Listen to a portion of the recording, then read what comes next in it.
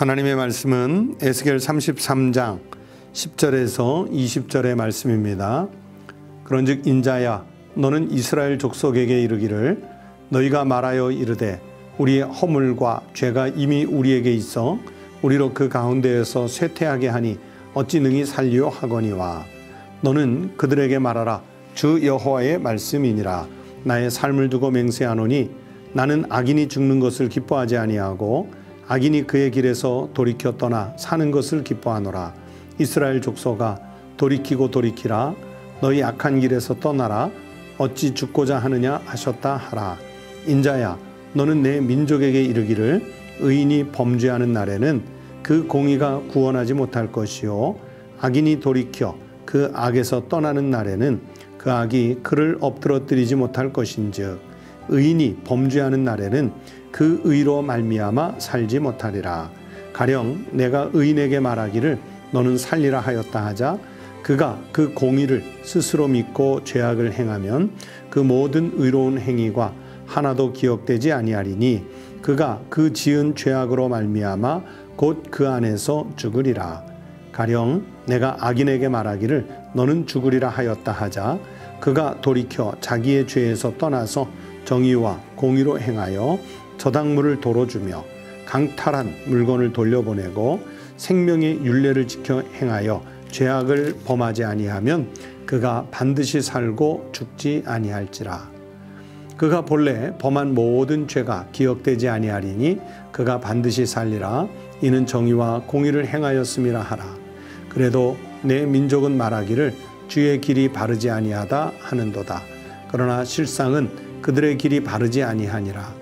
만일 의인이 돌이켜 그 공의에서 떠나 죄악을 범하면 그가 그 가운데에서 죽을 것이고 만일 악인이 돌이켜 그 악에서 떠나 정의와 공의대로 행하면 그가 그로 말미암아 살리라.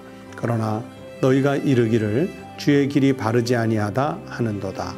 이스라엘 족속아, 나는 너희가 각기 행한 대로 심판하리라 하시니라.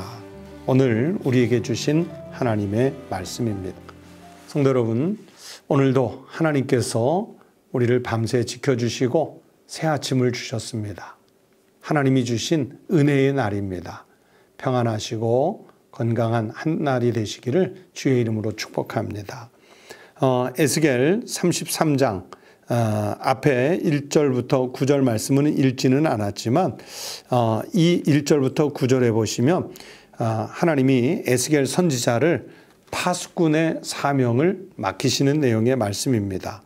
그래서 그 파수꾼이 해야 될 일이 6절 말씀에 보시면 재앙이 임할 때 경고하는 일이죠. 파수꾼의 본업이 그겁니다. 그래서 6절에 그러나 칼이 임함을 파수꾼이 보고도 나팔을 불지 아니하여 백성에게 경고하지 아니하므로 그 중에 한 사람이 그 임하는 칼에 제거당하면 그는 자기 죄악으로 말미암아 제거되려니와 그 죄는 내가 파수꾼의 손에서 찾으리라. 한 공동체가 만약에 파수꾼이 경고하지 않아서 멸망하면 공략을 당하면 그 죄값은 파수꾼에게 있는 거예요. 그런데 지금 이스라엘 백성들 사이에 진정한 파수꾼이 없습니다. 그래서 하나님이 이제 재앙이 임할 때 경고할 바른 파수꾼을 위해서 에스겔 선지자를 세우는 거예요. 여러분, 파수꾼은 그래서 자기가 지켜야 할 사명을 잘 지켜야 합니다. 우리나라 그 인천 상륙 6.25 전쟁 때 인천 상륙 작전을 지휘했던 메가더 장군이 했던 유명한 말이 있습니다. 작전에 실패한 지휘관은 용서받을 수 있어도 경계에 실패한 지휘관은 용서받을 수 없다. 여러분, 어쩌면 작전을 세우는 그 사람이 더 큰 일을 하는 것 같고 막루에 서서 그 경계를 전방을 주시하는 파수꾼의 일은 작은 것처럼 보일 수 있습니다. 하지만 여러분, 파수꾼이 자기의 일을 제대로 안 하면 결국은 그 전선은 무너지게 돼 있습니다. 그래서 파수꾼이 사는 길은 뭐냐면 경고하는 일이에요. 자기네 그 영역에 어떤 위험이 생겼을 때 경고하는 일, 그것이 파수꾼의 본업이지요. 그러니까 경고하지 않으면 그 모든 책임은 6절의 말씀대로 그 파수꾼에게 있는 것입니다. 그래서 여러분 영적인 사회에서 선지자, 목회자로서 살아간다는 것은 영적 파수꾼을 하나님이 세워주시는 거예요. 그래서 영적 파수꾼은 여기저기 다니며 좋은 소리, 행복한 소리, 축복만 하는 소리, 그걸 말하는 사람들이 아니라 바로 하나님의 말씀에 귀를 기울여서 아주 정직하고 소신 있게 영적 위기를 선포하는 사람이 영적 파수꾼의 사명인 것이죠. 그래서 소신 있게 하라고 이렇게 하나님이 우리에게 기름을 부어서 선지자로, 목회자로 세우시는 것입니다. 그런데 10절부터 20절 말씀, 이 두 번째 단락에 가서 보면 이제 영적 파수꾼으로서 이스라엘 백성을 향해 에스겔이 회개를 촉구하지요. 영적 파수꾼이 전할 첫 번째 메시지가 그래서 언제나 회개 촉구입니다. 이 각자의 선택에 따른 엄중한 책임을 묻는 거예요. 각각 자신의 죄에서 돌이키도록 이것을 선포하는, 경고를 선포하는 것이 파수꾼의 사명이지요. 오늘 그래서 여기 33장 10절 이하의 말씀은 18장과 그 내용이 아주 유사합니다. 어떤 내용이냐면 과거의 중죄인일지라도 하나님의 말씀으로 경고를 받고 돌이켜 회개하면, 그러니까 지금 돌이켜 회개하면 구원을 받는다는 내용의 말씀이에요. 그래서 16절 말씀을 다시 읽어드립니다. 그가 본래 범한 모든 죄가 기억되지 아니하리니 그가 반드시 살리라. 이는 정의와 공의를 행하였음이라 하라. 누가 구원을 받아요? 하나님이 파수꾼을 세워서 경고를 했고 그 경고를 듣고 지금 돌이켜 회개한 사람은 하나님이 그렇게 살리시는 거예요. 반대로 과거에 아주 출중한 의인이었다 할지라도 지금 죄 중에 머물러 있으면 그 사람은 여전히 심판의 대상에 불과할 뿐입니다. 그래서 제가 18절 말씀도 한 번 더 읽습니다. 만일 의인이 돌이켜 그 공의에서 떠나 죄악을 범하면 그가 그 가운데서 죽을 것이고, 의인이었던 사람도 돌이켜 죄인이 되면 죽는 거예요. 그래서 우리는 지금 여기에서 하나님의 경고를 듣고 돌이켜 회개하는 용기가 필요합니다. 여러분, 이 공동체라는 것은요, 외부의 적이 무섭지요. 외부에서 어떤 공격이 들어와서 우리 공동체를 와해시킬까 두렵습니다. 그런데 사실 더 무서운 것은 여러분 내부의 적이에요. 만리장성이 뚫린 것이 성벽이 약해서, 성벽이 짧아서 뚫린 것일까요? 아닙니다. 저 북방에 있는 저들 표현으로 오랑캐, 돌골족이나 몽골족 이런 사람들이 들어올 때 내부에서 문을 열어준 경비병들이, 파수꾼들이 있었습니다. 이 내부의 적이 오히려 그 장성을 무너뜨리는 거예요. 이스라엘도 물론 애굽의 공격을 받을 때도 있고요, 에돔의 공격을 받을 때도 있고요, 또는 다메섹의 공격을 받을 때도 있고, 또는 갈대아 사람들의 공격을 받을 때도 있고, 외부의 공격도 많겠지만 정작 유대, 이스라엘 민족을 무너뜨린 것은 이스라엘 백성들 자신의 죄와 부패입니다. 그 백성 지도자들의 죄와 부패 때문입니다. 하나님 없이 사는 삶, 하나님 없는 공동체를 이루려고 하는 그 유다인들의 죄악이 결국 하나님의 심판을 불러온 거예요. 그런데 그들은 그걸 몰라요. 그래서 하나님께서 영적 파수꾼을 세워서 이 사실을 깨우쳐 주시는 거죠. 경각심을 갖게 해주는 거죠. 그 사명을 위해서 하나님이 포로지에서 에스겔 같은 선지자를 세우시는 것입니다. 하나님은요, 이스라엘, 이 하나님의 백성들이 죽는 것을 원하지 않으셨어요. 하나님은 비록 그들이 죄인이지만 사는 것을 기뻐하셨습니다. 그래서 11절에 말씀하지요. 너는 그들에게 말하라. 주 여호와의 말씀이니라. 나의 삶을 두고 맹세하노니, 나는 하나님을 말씀합니다.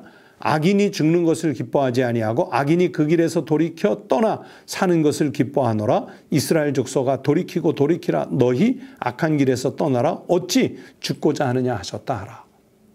하나님이 선지자 에스겔을 파수꾼으로 세워서 이스라엘 민족이 죽는 것을 기뻐하지 않는다. 돌이켜 회개하고 살 길을 택해라. 이 말씀을 주시는 거예요. 그래서 여러분, 하나님의 백성들이, 선민이 살 길이 어디에 있겠습니까? 위기, 절망 이기는 길은요, 다른 힘이 아닙니다. 하나님의 은혜를 사모하는 것입니다. 온 공동체가 무릎을 꿇고 하나님 은혜를 사모해야 돼요. 그러면 화가 복으로 변하는 기적의 역사가 일어날 수 있습니다. 에스겔 18장 31절에서 말씀하셨습니다. 마음과 영을 새롭게 할지어다. 마음과 영을 새롭게 하라는 것은 죄악에서 빨리 돌이키라는 거예요. 그러면 살 길이 거기에 있다는 말씀입니다.